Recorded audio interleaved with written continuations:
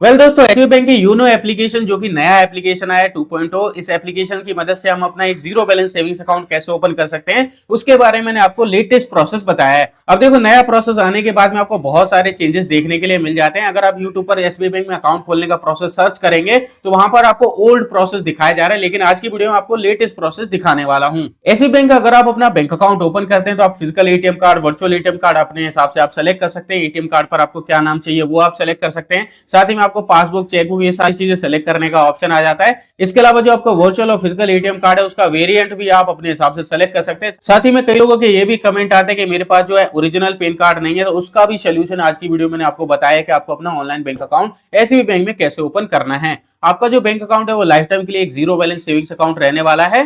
साथ ही में SBI bank बहुत ही अच्छा बैंक है, ये सभी को पता है। तो एसबीआई बैंक का जीरो बैलेंस अकाउंट हम कैसे ओपन कर सकते हैं उसके बारे में जानने वाले हैं। तो चलिए वीडियो को स्टार्ट करते हैं और फटाफट से जानते हैं।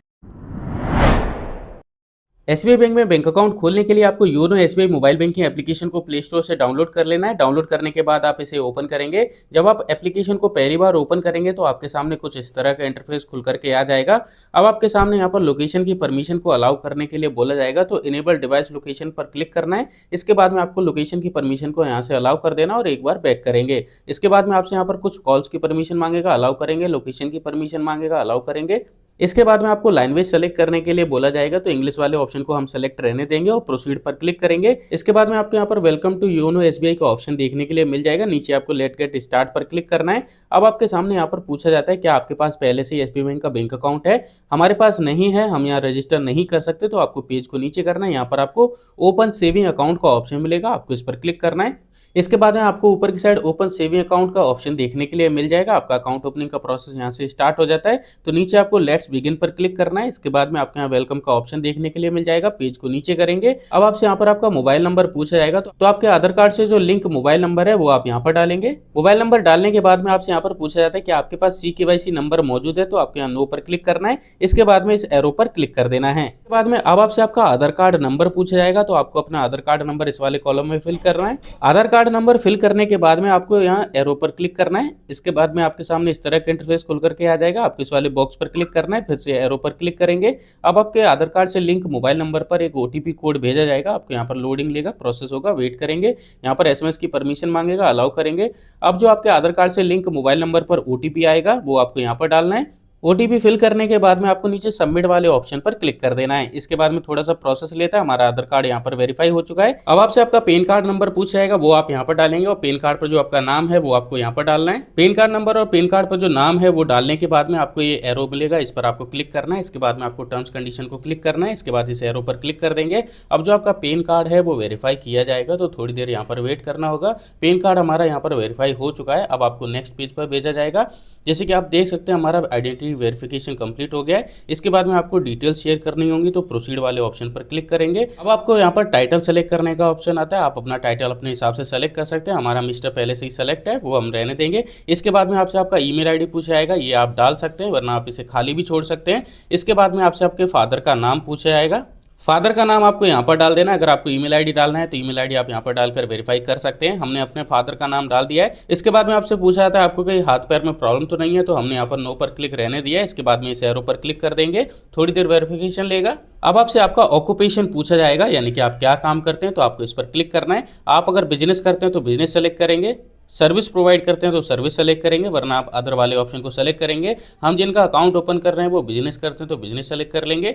इसके बाद में सब ऑक्यूपेशन टाइप पूछाएगा, इस पर क्लिक करेंगे। अब आपको यहाँ पर कई सारी कैटेगरी देखने के लिए मिल जाएंगी। आपको अपने हिसाब से बताना होगा कि आप क्या काम करते हैं। आप अपने हिसाब से यहाँ से सेलेक्ट कर लेंगे। इसके बाद में आपसे आपकी एनुअल इनकम पूछी जाती है, यानी कि आप साल भर में कितने पैसे कमा लेते हैं, वो अमाउंट आपको यहाँ पर डाल देना है। एनुअल इनकम डालने के बाद में आपसे सोर्स ऑफ इनकम पूछा जाएगा, तो इस पर क्लिक करेंगे। आपको बताना होगा आपकी इनकम सैलरी से आती है, बिजनेस इनकम से आती है, खेतीबाड़ी करते तो एग्रीकल्चर सेलेक्ट करेंगे, पेंशन आती है वो आप सेलेक्ट कर सकते हैं। तो हम यहाँ से बिजनेस इनकम को सेलेक्ट कर रहे हैं। इसके बाद में आपसे आपका एजुकेशन क्वालिफिकेशन पूछा जाएगा, यानी कि आपने कितनी पढ़ाई करी है, तो आपको इस पर क्लिक करना है। आपको यहाँ पर मल्टीपल ऑप्शन देखने के लिए मिल जाएंगे। अगर आपने 10वीं से कम पढ़ाई करी है तो अंडर मैट्रिक सेलेक्ट करेंगे। अगर आपने 10वीं से ऊपर पढ़ाई करी है तो मैट्रिक सेलेक्ट करेंगे। अगर आपने ग्रेजुएशन कर रखी है तो ग्रेजुएट सेलेक्ट करेंगे। हम यहाँ से ग्रेजुएट सेलेक्ट कर लेंगे। इसके बाद में इस एरो पर क्लिक कर देंगे।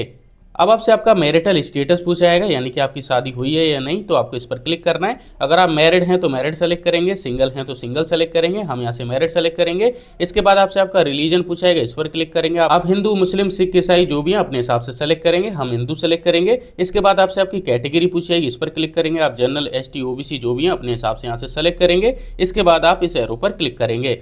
अब जो आपके आधार कार्ड पर आपका कंप्लीट एड्रेस रहेगा वो आपको यहाँ पर देखने के लिए मिल जाएगा। आपको कुछ डिटेल्स और भी फिल करनी होंगी, जैसे कि डिस्ट्रिक्ट सेलेक्ट करेंगे, सब डिस्ट्रिक्ट सेलेक्ट करेंगे, विलेज या टाउन सेलेक्ट करेंगे। अगर आप अपने आधार कार्ड वाले एड्रेस पर ही रहते हैं तो आपको डायरेक्ट ही एरो पर क्लिक करना है। लेकिन अगर आप अपने आधार कार्ड वाले एड्रेस पर नहीं रहते हैं तो यहाँ पर आपको I have a different communication address का ऑप्शन मिल जाएगा, आपको इस पर क्लिक करना है। तो आपके सामने कम्युनिकेशन नेक्स्ट स्टेप में खुल करके आएगा, लेकिन आपको ये डिटेल्स आपको फिल करनी होंगी। तो सबसे पहले इस पर क्लिक करेंगे, इसके बाद में आपको इस वाले एरो पर क्लिक कर देना है। अब आप नेक्स्ट पेज पर पहुंच जाएंगे। यहाँ पर आपसे आपका कम्युनिकेशन एड्रेस पूछा जाएगा, यानी कि आप फिलहाल में कहां पर रहते हैं। आप जो भी एड्रेस कम्युनिकेशन एड्रेस में फिल करेंगे उसी पर आपका पासबुक, चेकबुक, एटीएम कार्ड, ये सारी चीज़ें आपको भेजी जाएंगी। तो आप जिस भी नए एड्रेस पर रहते हैं उसका एड्रेस लाइन 1, 2 में एड्रेस डालेंगे, पिन कोड डालेंगे, स्टेट सेलेक्ट करेंगे, डिस्ट्रिक्ट सेलेक्ट करेंगे और सब डिस्ट्रिक्ट सेलेक्ट करेंगे। और आप कितने टाइम से वहाँ पर रह रहे हैं वो आपको यहाँ पर बता देना है। अपना कंप्लीट एड्रेस फिल करने के बाद में आपको इस वाले एरो पर क्लिक कर देना है। इसके बाद आप नेक्स्ट पेज पर आएंगे, यहाँ पर आपको इस वाले बॉक्स पर क्लिक करना है, देन इस एरो पर क्लिक कर देंगे। अब आपसे यहाँ पर पूछा जाता है क्या आप अपने बैंक अकाउंट में नॉमिनी ऐड करना चाहते हैं। नॉमिनी बेसिकली वह होता है अगर आपको कुछ भी हो जाता है तो नॉमिनी आपके बैंक अकाउंट से बचा हुआ अमाउंट विड्रॉल कर सकता है। अगर आपको नॉमिनी ऐड करना है तो यस पर क्लिक रहने देंगे और नॉमिनी का नाम डालेंगे। नॉमिनी का रिलेशन बताएंगे, आप फादर, मदर, ब्रदर, सिस्टर किसको नॉमिनी बना रहे हैं। इसके बाद में आपसे पूछा जाता है क्या नॉमिनी की एज 18 से ऊपर है। अगर 18 से ऊपर है तो यस पर क्लिक रहने देंगे और इसके अलावा नॉमिनी की डेट ऑफ बर्थ आप यहाँ पर डाल देंगे।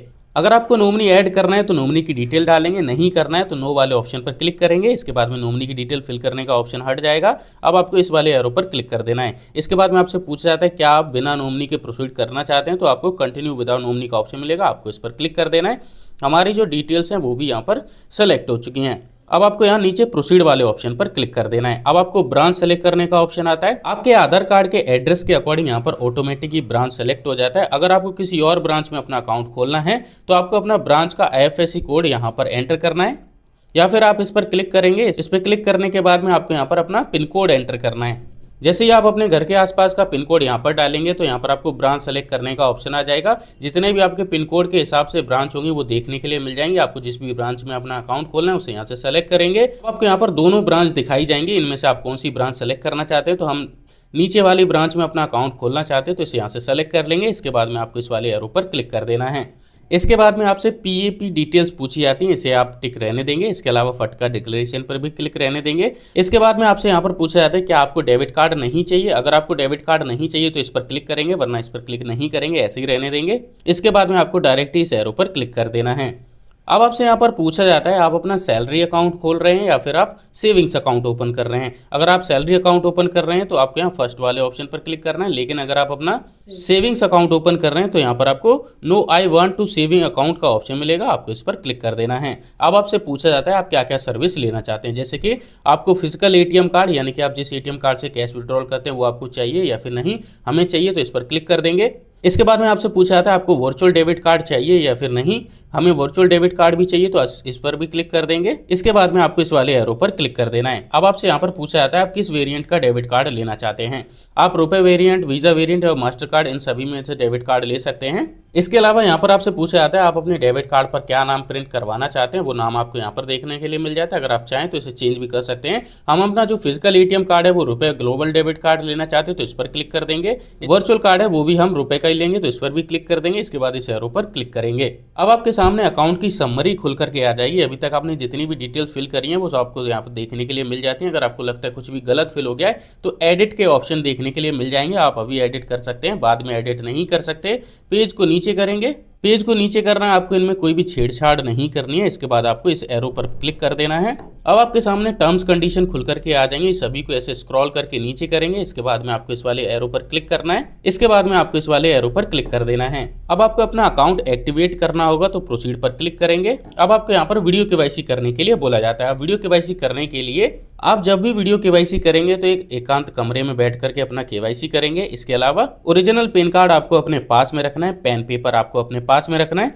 जैसे ही आप प्रोसीड पर क्लिक करेंगे तो आपका वीडियो कॉल स्टार्ट हो जाएगा। एजेंट आपसे जुड़ेगा, आपसे आपका नाम, mobile number, date of birth, PAN card number, Aadhaar card number, ये सारी चीज़ें पूछेगा और आपका इंस्टेंट ही केवाईसी कंप्लीट करवा देगा। लेकिन आपको एक और ऑप्शन यहाँ पर अच्छा देखने के लिए मिल जाता है। अगर आपके पास ओरिजिनल पैन कार्ड मौजूद नहीं है और आप अपना जीरो बैलेंस अकाउंट खोलना चाहते हैं तो आपको यहाँ I want to visit to branch complete my KYC का ऑप्शन देखने के लिए मिल जाएगा। आपको इस पर क्लिक कर देना है। इसके बाद में आपसे पूछा जाता है आप कंफर्म करना चाहते हैं तो यस आई कंफर्म वाले ऑप्शन पर क्लिक कर देना है। अब आपको यहाँ पर फिर से ब्रांच सेलेक्ट करने के लिए बोला जाएगा तो यहाँ पर आपको check for my near branch का ऑप्शन मिलेगा। इस पर क्लिक करेंगे। आपने जो भी ब्रांच सेलेक्ट किया होगा वो आपको देखने के लिए मिलेगा। इसे यहाँ से सेलेक्ट करेंगे। ब्रांच यहाँ से सेलेक्ट करने के बाद में आपको डन वाले ऑप्शन पर क्लिक कर देना है। अब आपको अपने ब्रांच में जाना है और ब्रांच में आप अपना आधार कार्ड, पैन कार्ड ले जा सकते हैं। पैन कार्ड ओरिजिनल ना भी हो तब भी आपका केवाईसी कंप्लीट हो जाएगा। अगर आप वीडियो केवाईसी कंप्लीट करते हैं तो आपको तुरंत ही आपके अकाउंट की डिटेल्स आपके ईमेल आईडी पर मिल जाती हैं। उसके बाद में भी आपको ब्रांच में जाना ही पड़ता, क्योंकि आपका जो पासबुक है वो आपको इंस्टेंट ही प्रिंट करके दिया जाता है। वो आपको ब्रांच से ही मिलेगा तो आपको ब्रांच तो जाना ही पड़ेगा। तो आप डायरेक्ट केवाईसी कंप्लीट करवाने भी ब्रांच जा सकते हैं। अब आपको अपने मोबाइल बैंकिंग में रजिस्ट्रेशन कैसे करना है उसके बारे में मैंने एक और वीडियो बना रखा है। उसका लिंक आपको वीडियो की डिस्क्रिप्शन में मिल जाएगा। आई होप आप समझ गए होंगे कि आपको अपना बैंक अकाउंट कैसे खोलना है। मिलते हैं एक और नई वीडियो में नए टॉपिक के साथ। आज के लिए धन्यवाद।